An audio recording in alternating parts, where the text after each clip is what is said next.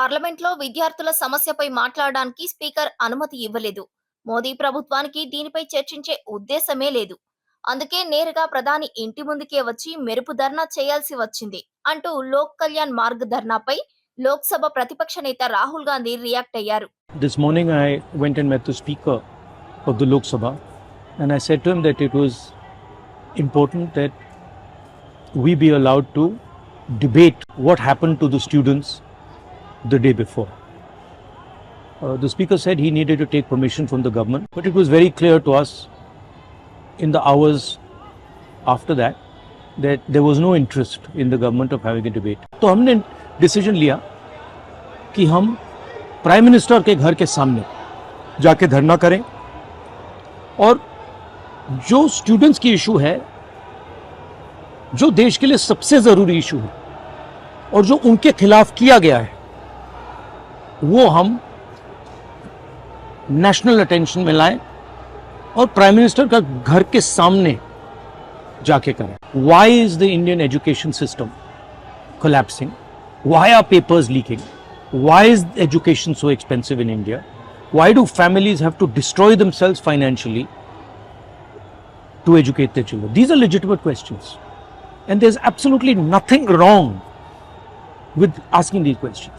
Students की मांगे हैं, पहला धर्मेंद्र प्रधान और अमित शाह का रेजिग्नेशन, दूसरा कि स्टूडेंट्स को जिन्होंने मारा है, जिन्होंने ह्यूमिलिएट किया है, उन पर एक्शन लिया जाए और जो भी स्टूडेंट्स पर केसेस हैं उनको हटाया जाए.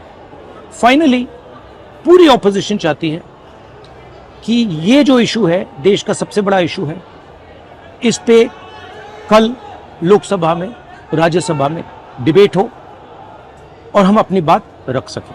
मेरा मोदी जी से एक सजेशन है, एज एलओपी, कल जो हुआ, जो आपकी सरकार ने, आपके होम मिनिस्टर ने किया, उसके लिए आप देश के स्टूडेंट से माफी मांगिए और जल्दी से जल्दी एग्जामिनेशन सिस्टम और एजुकेशन सिस्टम्स पर रिफॉर्म शुरू कीजिए. आप सब ने हमारा समर्थन किया. सारे लोग जो स्टूडेंट्स की इशू के लिए लड़ रहे हैं, एक साथ लड़ रहे हैं, मैं आप सबका दिल से धन्यवाद करता हूं. విద్యార్థులపై జరిగిన దౌర్జన్యానికి బాధ్యత వహిస్తూ ప్రధాని నరేంద్ర మోదీ, కేంద్ర హోంమంత్రి అమిత్ షా, విద్యాశాఖ మంత్రి ధర్మేంద్ర ప్రధాన్ తక్షణమే రాజీనామా చేయాలని రాహుల్ గాంధీ మరోసారి డిమాండ్ చేశారు.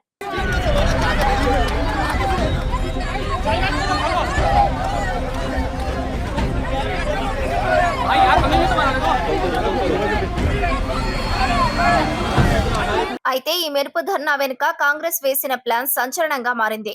ఆసుపత్రిలో గాయపడిన విద్యార్థులను పరామర్శించిన రాహుల్, ప్రియాంక మల్లికార్జున ఖర్గేకి పుట్టినరోజు శుభాకాంక్షలు చెప్పే నెపంతో రాజాజీ మార్గులోని ఆయన నివాసానికి చేరుకున్నారు.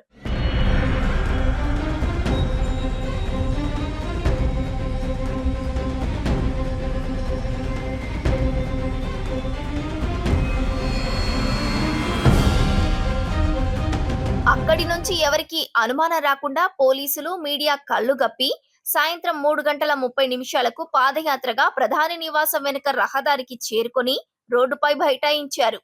ఈ ధర్నాలో అఖిలేష్ యాదవ్, సుప్రియా సూలే, డీకే శివకుమార్ వంటి అగ్రనేతలంతా భాగమయ్యారు.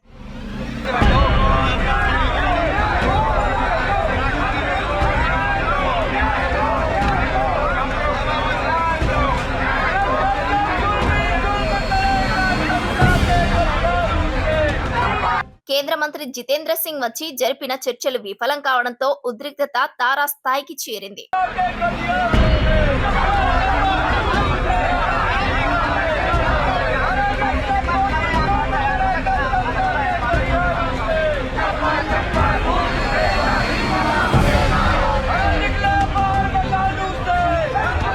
దీంతో పోలీసులు బలవంతంగా కాంగ్రెస్ నేతల్ని తరలించేందుకు యత్నించారు.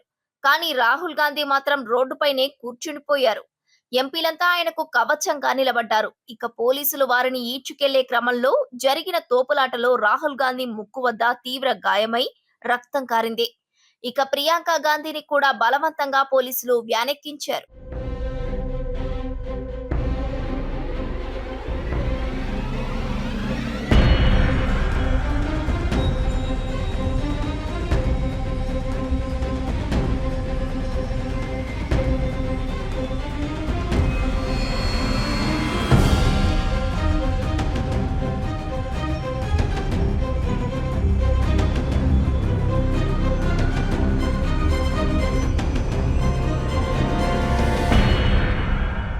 మరోవైపు ఈ నిరసనలో పాల్గొన్న సమాజ్వాదీ పార్టీ అధినేత అఖిలేష్ యాదవ్ మాట్లాడుతూ ప్రభుత్వ దౌర్జన్యంలో విద్యార్థుల తలలు పగిలాయి, ఆడపిల్లల దుస్తులు చిరిగాయి అని ఆవేదన వ్యక్తం చేశారు.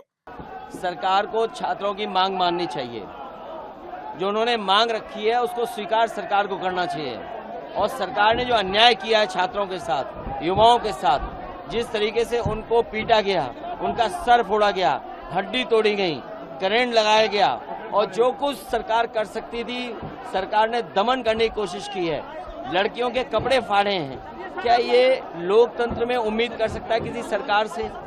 और जब शांतिपूर्ण आंदोलन और प्रदर्शन चला उस समय, इसलिए हमारी मांग है कि सरकार जो छात्र हैं, युवा हैं, उनकी मांगों को मान लें। कल भी यही मुद्दा आप लोग उठाएंगे? सदन में यही मुद्दा उठाएंगे।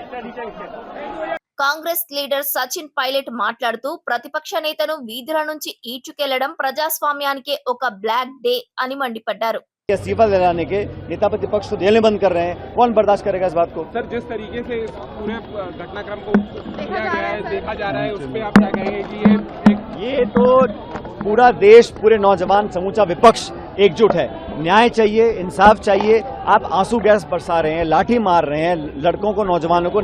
हमारे देश का भविष्य है, निर्दोष लोगों को जेल बंद कर रहे हैं। न्याय के लिए अगर राहुल गांधी बैठते हैं, बजाय इसके कि उनकी बात पर ध्यान दें, इस्तीफा दें, आप उनको जेलें बंद कर रहे हैं। అనంతరం రాత్రి సోనియా గాంధీ స్వయంగా మందిర్ మార్గ్ పోలీస్ స్టేషన్ కు రాగా రాత్రి 9 గంటలకు కాంగ్రెస్ నేతలందరినీ పోలీసులు విడుదల చేశారు. सोनिया गांधी जिंदाबाद, राहुल गांधी जिंदाबाद, कांग्रेस पार्टी जिंदाबाद।